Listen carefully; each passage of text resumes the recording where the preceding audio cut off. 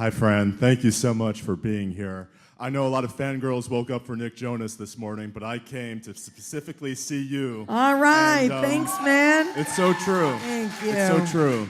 And I personally thank you for raising awareness and having this conversation. It's so important and more people need to be involved. I look to you as inspiration. I know so many other people also do that.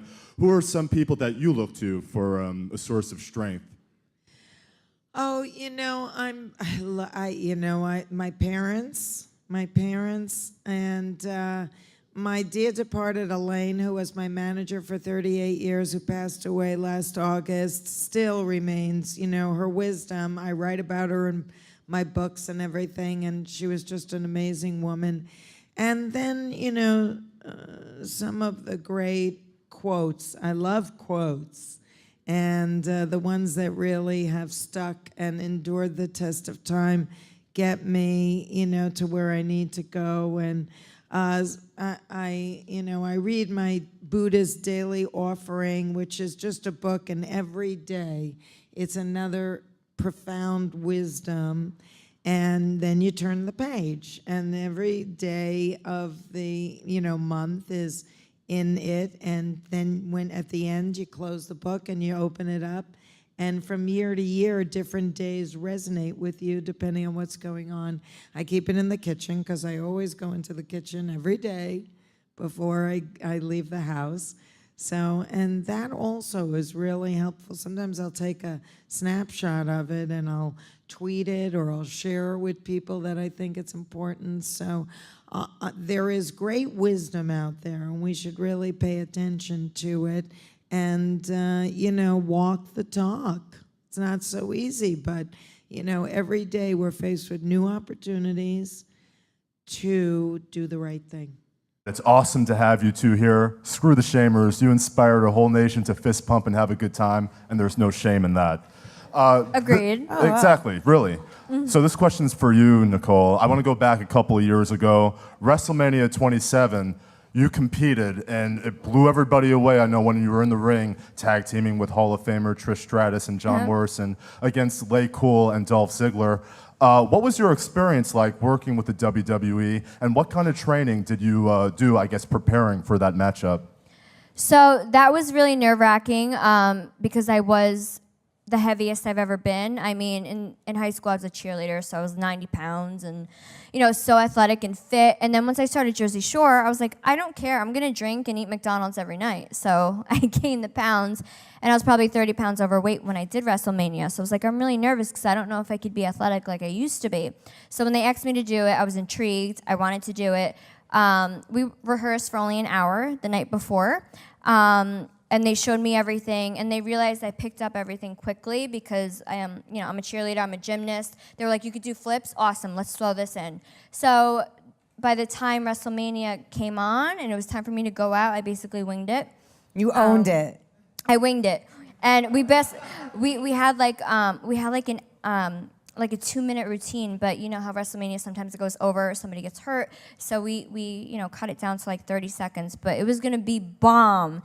But we had to cut it down, and I want to go back because I was 30 pounds overweight then. Now I'm the fittest I've ever been, so if I go back, I'm gonna kick ass. So I'm begging WWE to be like, can we do another rematch, because I'll really kick some ass. Yeah. Yeah. Good. It was so scary. Daryl, thank you so much for coming to AOL Build. I don't fanboy over too many people, but you're legit straight up my idol. So this is an honor, man, for you to be here, man. I can't tell you how cool this is. Well, thank you. In honor of this conversation, I actually decided to bring my mom here. Yeah, there he is. There she stand is. up.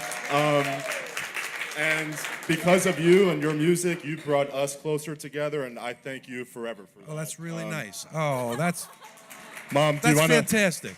It's the truth. Do you want to say wonderful. how much you love Daryl? I love you. Oh, well, You make me dance. Whatever song it is, you make me dance. that's and my you make job. me come alive, and I love it. They were playing the music earlier, and Yeah. I just was sitting in my seat. I wanted to get up there and dance on that stage over there. So cool. I did introduce my son to you because I had tickets, and I said, come to the concert with me. You're going to have the best time of your life. And I don't even know how old you were, but you were really young, and ever since. We've lost track how many times we've seen you.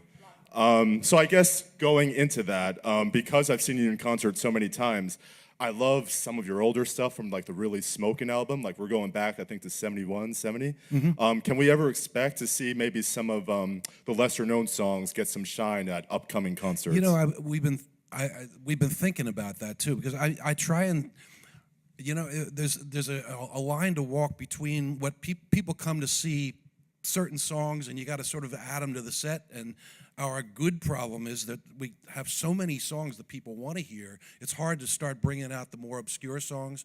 And I've been doing it on the show, on Life in Daryl's House. I always tell my artists to go deep into my catalog and try and pull out things and suggest things so that I can play these songs that people aren't used to hearing. And I've been doing it sort of on my own that way. But I think that we're going to start doing that more and more, even with Hall & Oates concerts, to just get away from just the expected songs. We always do that anyway, but more and more to try and, if for no other reason, to please ourselves too, because you can't play the same songs over and over again. Hey.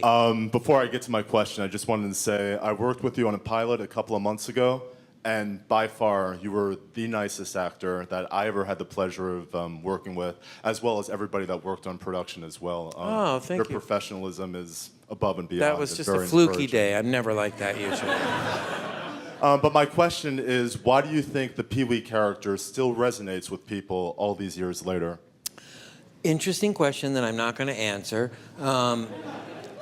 Honestly, this sounds bogus and dumb, but it's the truth. I feel like that's other people's thing. Like I don't like to think like that about it because it sort of ruins it for me a little bit. It just makes it into something that I feel like my head would become gigantic and I'd turn into a jerk if I knew all that stuff. So, too late. No.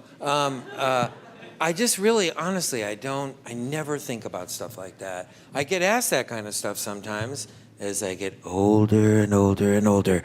But I never think about it. But I'm flattered you're asking me that question. But I don't know. I have no idea, and I feel like I would jinx everything for myself if I did ask myself that or answered that.